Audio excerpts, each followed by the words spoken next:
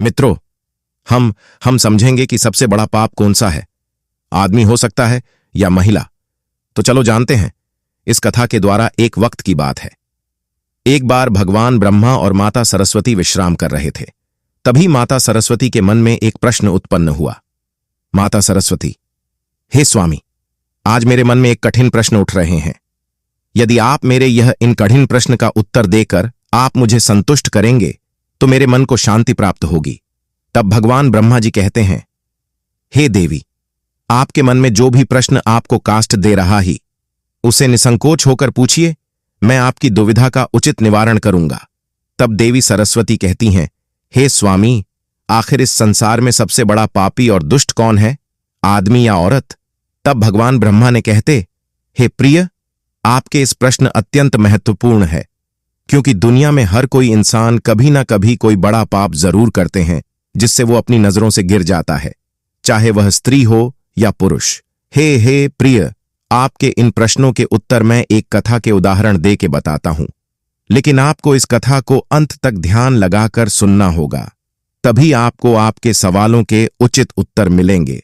तो दोस्तों, अगर आप भी इस सवाल का निवारण सुनना चाहते हैं तो वीडियो में अपना पूरा ध्यान सुनिए, क्योंकि आज हम इस वीडियो के माध्यम से आपको विस्तार पूर्वक कहेंगे कि आखिर इस दुनिया में सबसे बड़ा पाप कौन सा है।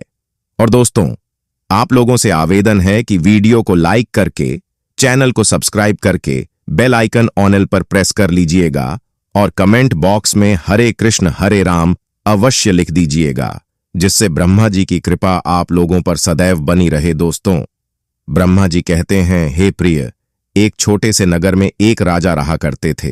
राजा और उनकी पत्नी मेरे बहुत बड़े भक्त थे। उन्होंने अपने महल में तोता मैना का एक जोड़ा पाल रखा था और उन दोनों को एक छोटे पिंजरे में रखा गया था। इसी तरह काफी समय निकल जाता है। दोस्तों, आपको तो अच्छी तरह से पता है कि पति पत्नी में कुछ कुछ बातों पर लड़ाई जरूर होती रहती है। तो एक दिन मैना ने तोते से कहा, हे प्रिय, इस दुनिया में पुरुष सबसे बड़े पापी और उसके साथ साथ असत्य भी होते हैं। अवसर मिलने पर पुरुष कुछ भी पाप कर देते हैं। यह सब बातें सुनकर तोता मैना से कहता है, अपनी इन सब फालतू की बातें को यही रोको। पुरुष इतने भी पापी नहीं होते ही जितना महिला अपने जीवन काल में पाप करती है। महिला जितनी असत्य होती है उतना इस दुनिया में कोई और धोखेबाज नहीं होता। दोस्तों, फिर वह तोता अपनी मैना से कहता है, हे प्रिय, महिलाओं से बड़ा पापी इस दुनिया में कोई नहीं होता है। वे अपने स्वार्थ से अपने लोगों को ही ठेस पहुंचती है, या तक कि कोई स्त्रियां तो अपने पति का भी हत्या करवा देती हैं। दोस्तों, ये सब कुछ सुनने के बाद तोता और मैना के बीच लड़ाई होने लगी। राजा वहीं पर खड़े खड़े ये सब सुन रहा था। राजा ने तोता और मैना से एक सवाल पूछा, तुम दोनों क्यों लड़ रहे हो? किस बात पर इतनी बहेश कर रहे हो? तभी मैना ने उत्तर देते हुए राजा से कहा, हे आर्य, यह मान नहीं रहे हैं कि दुनिया में सबसे बड़ा पापी पुरुष ही होता है। फिर तोते ने सामने उत्तर दिया कि मैं कैसे मान लूं, क्योंकि इस दुनिया में सबसे बड़े पापी और असत्य तो महिलाएं ही होती हैं। फिर राजा ने दोनों से कहा, तुम दोनों किस अनुसंधान पर ऐसा बोल सकते हो? तब मैना ने उदाहरण देते हुए एक कहानी सुनाने का आरंभ करती है और कहती है, हे आर्य, एक गांव में एक बड़े सेठ जी रहा करते थे। वह बड़े धनवान थे, लेकिन उनका पुत्र जो था वह घमंडी और बिगड़ेल किस्म का था। उस सेठ का बेटा दारू जैसे नशे का सेवन करता था। सेठ जी के बार बार कहेंगे पर भी कुछ नहीं बदलाव हुआ। वह सेठ उसके पुत्र के बारे में सोचते सोचते दुखी होकर अपने प्राण त्याग दिया। जब पिता जीवित थे तब उनका का पुत्र कम मात्रा में जुआ खेला करता था, लेकिन जब पिता का अवसान हुआ तब से वह स्वतंत्र हो गया और बिना किसी के रोक टोक दिन रात मदिरा का सेवन और जुआ खेलने लगा। धीरे धीरे करके वह अपने पिता की सारी संपत्ति जुए में हार गया और वह कंगाल हो गया और वह गांव छोड़ के चला गया। उसने फिर लौटकर अपने गांव नहीं आया और किसी दूसरे गांव में चला गया ताकि उसे कोई पहचान न सके। वह लड़का किसी सेठ के घर गया और उनसे कहा, मुझे थोड़ा सा पानी मिलेगा क्या? तब सेठ ने उसे पूछा, तुम किस जगह से आए हो और क्या करते हो? इसका उत्तर देते हुए लड़के ने कहा, मैं एक व्यापारी हूं और मोटर कार से जा रहा था। बीच रास्ते में कुछ गुंडे मेरे सारे पैसे और सामान को चुरा कर ले गए, इसीलिए मैं यहां आया हूं। और आप मेरी थोड़ी सी सहायता कर देते तो अच्छा होता। उस लड़के की झूठी कहानी सुनकर सेठ ने लड़के को सीधा साधा इंसान समझा और उसकी बातों को सेठ सच समझ लेता है। सेठ कहने लगे कि पुत्र, तुम देखने में अच्छे इंसान दिख रहे हो और काम भी कर लेते हो, तो क्या तुम मेरी बेटी से विवाह करोगे? मेरी बेटी सुंदर, सुशील और गुणवान है। ये बात सुनकर लड़के के मन में लड्डू फूटने लगा। वह बहुत प्रसन्न हुआ और बोलने लगा, सेठ, मैं आपकी बेटी को देखना चाहता हूं। तब वह सेठ अपनी बेटी को आवाज देता है और उसकी बेटी वहां पर आ जाती है। वह लाल रंग की साड़ी, गले में मोती से जड़ा सुवर्ण का हार, हाथ में चूड़ियां पहनी होती है और अपने बाल को खुला करके रखी हुई थी।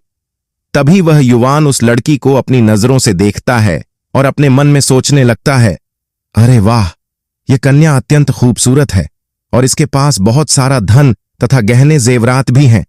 इससे विवाह न करना मेरी मूर्खता होगी। दोस्तों, वह युवान अपने मन में ऐसा सोचकर उस सेठ से शादी के लिए हां बोल देता है। तदुपरांत उन दोनों का विवाह हो जाता है। सेठ बहुत सारे गहने देकर लड़की को शादी के जोड़े में उसे लड़के के साथ में विदा कर देता है।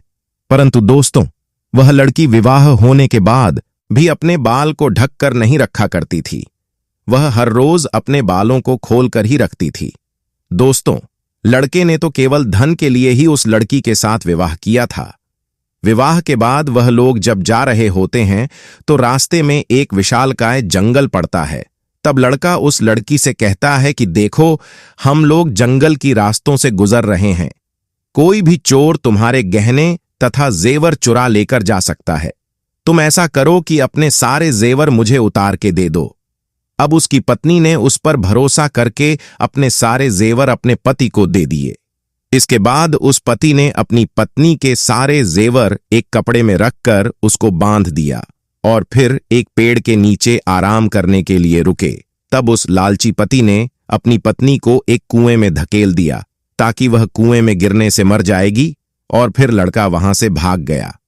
परंतु दोस्तों, उसकी पत्नी मरी नहीं थी और कोई उसे बाहर निकलने के लिए आएगा, ऐसा सोचकर जोर जोर से चिल्लाती रही। तभी कुएं के पास से एक आदमी गुजर रहा था। तब उसने किसी औरत की चीख सुनी और फिर उस आदमी ने जैसे तैसे करके उस लड़की को कुएं से बाहर निकल लिया। कुएं से बाहर निकलने के बाद लड़की ने सारी बातें उस आदमी को बता दिया। फिर उस पुरुष ने लड़की को जैसे तैसे करके अपने पिता के घर सुरक्षित भेज दिया। घर पहुंचने के बाद लड़की के पिता ने पूछा, आखिर तुम्हारे साथ क्या हुआ? लेकिन वह लड़की पतिव्रता थी, इसीलिए उसने अपने पिता को उस लड़के के बारे में सारी सच्चाई नहीं बताई और वह अपने पिता से कहने लगी, हे पिताजी, जंगल में कुछ लुटेरे हम पर हमला कर दिए, जिसके कारण हमारी यह हालत हुई है। मुझे कुएं में धकेल दिया और पति का कोई पता नहीं चला।